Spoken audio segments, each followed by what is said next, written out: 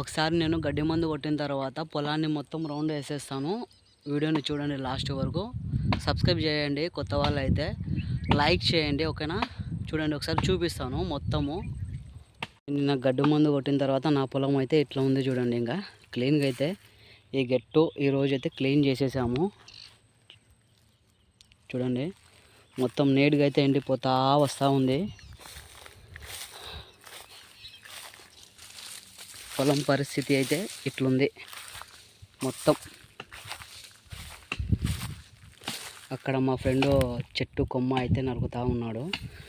Amount ఇస్తాను రారా అని చెప్పి అయితే తీసుకుని వచ్చాను. ఎందుకంటే ఎంత ఫాస్ట్గా నేను పొలాన్ని నీట్గా చేయించుకుంటే అంత మంచిది ఇప్పుడు.